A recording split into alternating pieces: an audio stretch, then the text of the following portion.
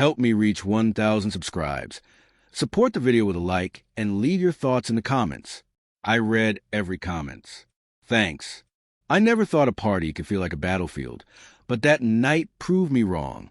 The room was buzzing with laughter, clinking glasses, and the faint scent of expensive perfume mixed with candle wax. Emma had on that same smile I once loved, the one that made me feel alive, and she was laughing genuinely at something I didn't hear. For a moment, I froze in the doorway, letting my eyes trace her curves, the shimmer of her dress, and the effortless way she moved among her friends. It wasn't supposed to hurt, but it did, more than I anticipated. I took a deep breath, reminded myself why I was there. Not for reconciliation, not for closure. This was a confrontation dressed as civility, a reckoning disguised as social gathering. Emma had been unfaithful for months, and the world around her didn't know. Tonight, I would ensure at least one person in that room did. As I navigated through the crowd, my palms grew sweaty, heart pounding in a rhythm I hadn't felt since the last time she whispered lies into my ear. I scanned the party, spotting the man she'd been sneaking around with, Daniel. He stood in the corner, laughing with friends, oblivious to what I had planned. Beside him, not far off, was his wife, Victoria, looking radiant in a sleek emerald dress. She didn't see him yet. She was caught in conversation with another guest, smiling politely, unaware that her husband's betrayal had been orchestrated by the very woman she trusted most. I had rehearsed this moment over and over. The conversation, the reveal, even the way I would walk in. I wanted to be clean, undeniable, a slice of truth so sharp that no one could deny what was happening. Tonight wasn't about anger or revenge, not entirely. It was about exposure. Justice, perhaps in its coldest form. Emma's laughter pierced through my fog of anticipation. It had been months since I last heard her laugh like that. Months since I felt anything other than betrayal and emptiness. And now, seeing her so carefree, so untouched by guilt, ignited a flame inside me. I reminded myself, control, Lucas, control. I moved closer, pretending to greet acquaintances, nodding, smiling, all while calculating the exact moment I would strike. Timing was everything. Too soon, and it would seem like desperation. Too late, and I'd missed the impact. Finally, the moment arrived. Daniel's laughter rang out as he told a story about a recent business trip. Emma laughed, her head thrown back, entirely unaware. I positioned myself beside Victoria, tapping her gently on the shoulder. Her eyes widened as she turned to face me, a mixture of confusion and curiosity. "Lucas?" she whispered, surprised. I nodded slightly, motioning discreetly toward Daniel and Emma. Her eyes followed, and I saw the realization dawn like lightning. Her lips parted, a stutter caught in her throat, and her hand flew to her mouth. I didn't need to say anything. The look in my eyes, the intensity of the moment, conveyed everything. Victoria's gaze locked onto Emma. Time slowed. I saw the shift, the fracture, the shock that no one at the party expected. Emma's laughter faltered, her body stiffening as recognition sank in. The woman who had wielded power and charm effortlessly now faced a consequence she never imagined. Daniel's confusion was almost amusing. He turned to see his wife staring directly at the woman he had lied with, her expression a mixture of betrayal, hurt, and disbelief. I stayed silent, letting the room absorb the tension. Gasps rippled like a current through the party, and whispers began to spread. I could feel the walls closing in on Emma, the social armor she had built now crumbling with each passing second. Her eyes darted toward me, a silent plea, but I didn't flinch. I didn't move. This wasn't about her apology or explanation. This was about truth. The truth was standing right there, unshakable, undeniable. And tonight, it would have its stage. Victoria, still stunned, took a small step forward. Her hand trembled as it hovered near Daniel's arm. He opened his mouth to speak, but the words failed him. Emma's expression flickered between panic and anger. The mask of control she always wore shattered in an instant. She reached out, as if to explain, but the room seemed to close around her, isolating her in a bubble of shame she could neither escape nor deny. I finally allowed myself a small, almost imperceptible exhale. Part of me felt satisfaction, but more than that, I felt closure building like a rising tide. Months of secrecy, anxiety, and heartbreak had led to this single, pivotal moment. The party was no longer a place of celebration. It had become a stage for truth, a theater where betrayal and consequence danced under the chandeliers.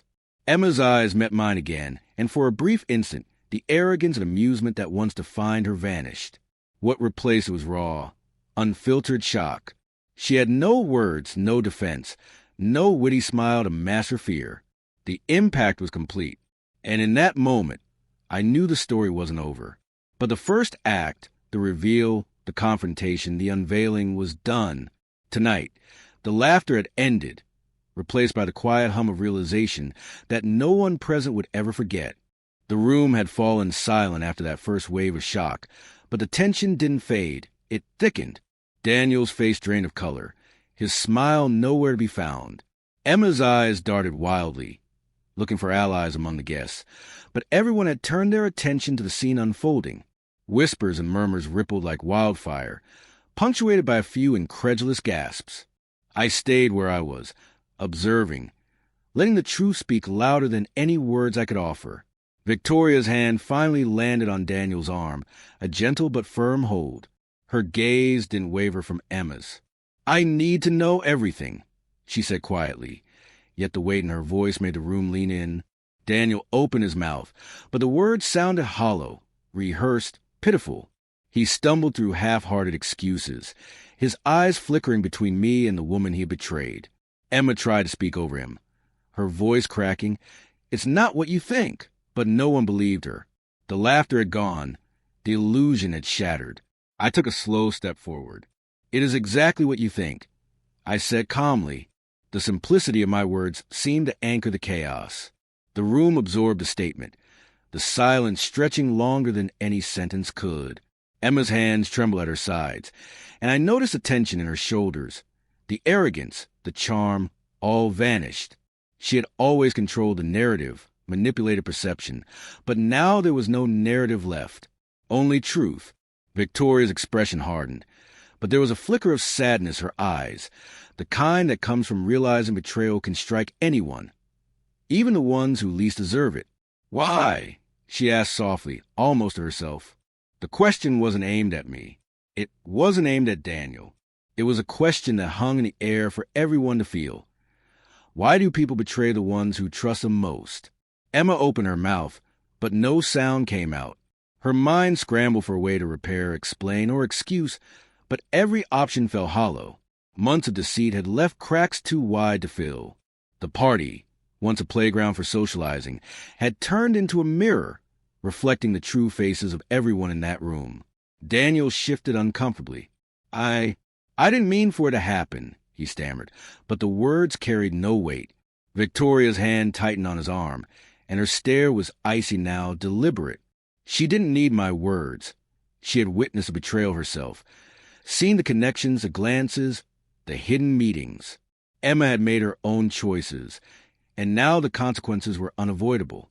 I could feel the satisfaction building, not from cruelty, but from clarity. The mask had fallen, and the truth had landed like a hammer. I watched as Emma's face went pale, her laughter replaced by panic.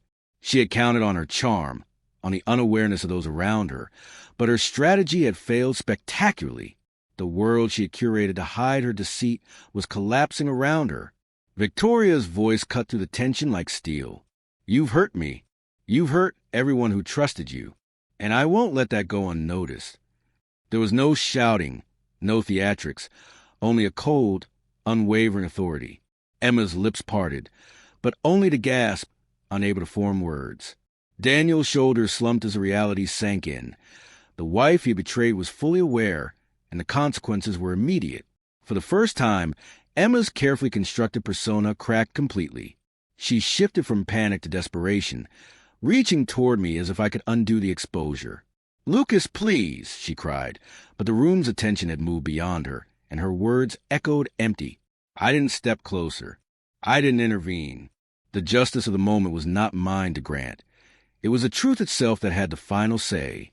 Victoria turned to me briefly, her eyes filled with a mix of gratitude and disbelief. "Thank you," she said, softly but meaningfully. I nodded, the weight of months of anger and grief finally easing. Seeing the impact, witnessing the unraveling, it was a release, a punctuation mark on months of suppressed emotions. The party slowly resumed, but the atmosphere had changed irreversibly. Guests whispered among themselves, casting side glances at Emma and Daniel, who were now isolated at the edge of the room. Their laughter would never return that night, nor would their control over the story. The game had shifted entirely, and everyone could feel it. I stepped back, letting the pair face the consequences of their actions. Emma's face remained pale, her eyes darting around in a futile attempt to gather sympathy, but there was none. Daniel looked at her, and for the first time, I saw regret. Not genuine remorse. Not yet. Just the dawning realization that betrayal has a price that cannot be negotiated. As I moved toward the exit, the weight lifted from my chest. The night air outside was crisp, and the distant sounds of the city felt normal again. But inside me, something had shifted permanently. I had walked into a room of deception, and I had walked out with truth in my hands. No one would forget what happened tonight. Not Emma, not Daniel, not Victoria, and certainly not me. Some moments in life define us, not because we act, but because we bear witness to the truth. Tonight, I had witnessed betrayal exposed in its rawest form, unflinching, unfiltered, and irreversible. And while the party continued inside, my chapter of confrontation, suspense, and shock was complete. I had done what had to be done, and the consequences, as devastating as they were for some, were simply the price of lies finally meeting reality.